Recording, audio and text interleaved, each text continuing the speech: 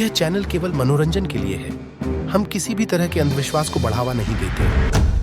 गांव के बाहर एक सुनसान मकान था जिसे कोई नहीं चाहता था। लोग कहते थे कि वहां रात में अजीब आवाजें आती थी और कोई भी उस घर के करीब जाने की हिम्मत नहीं करता था। इस मकान में कमला नाम की एक महिला रहती थी जो पहले बहुत खूबसूरत थी, लेकिन एक रात उसके साथ कुछ ऐसा हुआ कि सब कुछ बदल गया। तो चलिए जानते हैं कि कमला के साथ क्या हुआ। कमला की शादी गांव के एक अमीर आदमी से हुई थी।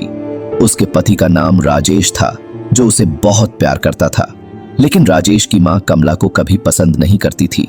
वह हमेशा उसे ताने मारती और घर में उसके साथ बुरा व्यवहार करती। कमला ने कई बार राजेश से इस बारे में बात की, लेकिन राजेश ने हमेशा कहा, मां का दिल जीतने में समय लगता है। एक रात जब राजेश गांव के बाहर काम में गया हुआ था, कमला अकेली थी। वह अपने कमरे में बैठी थी। तभी अचानक उसे लगा कि कोई दरवाजे पर खड़ा है। उसने दरवाजा खोला, लेकिन वहां कोई नहीं था। वह वापस अपने कमरे में गई, लेकिन अब उसे ऐसा महसूस हुआ जैसे कोई उसे देख रहा है। वह बहुत डर गई और बिस्तर में जाकर कंबल ओढ़ लिया। रात के गहरे सन्नाटे में एक ठंडी हवा का झोंका चला। अचानक एक महिला की चीख सुनाई दी। कमला ने दरवाजे की ओर देखा, लेकिन वहां कोई नहीं था। डर से उसकी धड़कन तेज हो गई। वह सोने की कोशिश करने लगी, लेकिन हर बार उसे वही चीख सुनाई देती। यह सिलसिला कई रातों तक चलता रहा। उसे एक गांव के पुराने मकान और एक महिला के डरावने सपने आते थे। एक दिन कमला ने तय किया कि उसे अपने डर का सामना करना होगा।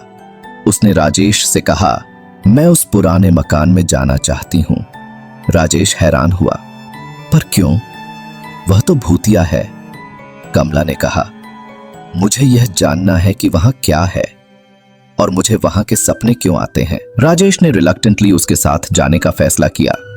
दोनों उस मकान की ओर बढ़े। घर के दरवाजे पर पहुंचते ही कमला का दिल तेजी से धड़कने लगा। राजेश ने दरवाजा खोला और दोनों अंदर गए। मकान के अंदर अंधेरा था और दीवारों पर सफेद मकड़ी के जाले लगे थे।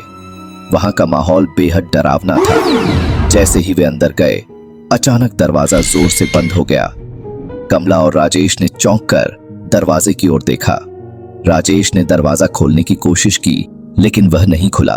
तभी कमला को फिर से वही चीख सुनाई दी, लेकिन इस बार यह और भी पास लग रही थी। कमला ने कहा, यहां कुछ गलत है, हमें यहां से जाना चाहिए। लेकिन राजेश ने उसे शांत किया, शायद यह सिर्फ हमारा वहम है। वे आगे बढ़े और एक कमरे में पहुंचे। कमरे में एक पुरानी दर्पण थी। कमला ने दर्पण में देखा, लेकिन उसने जो देखा वह उसके होश उड़ा देने वाला था। दर्पण में एक महिला थी जो बिल्कुल कमला जैसी थी, लेकिन उसके चेहरे पर एक खौफनाक मुस्कान थी।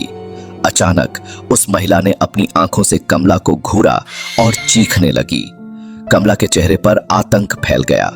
राजेश ने तुरंत दर्पण को ढक दिया और कहा, यह सिर्फ एक दर्पण है, चलो यहां से चलते हैं। सब्सक्राइब करें कमला पार्ट 2 देखने के लिए।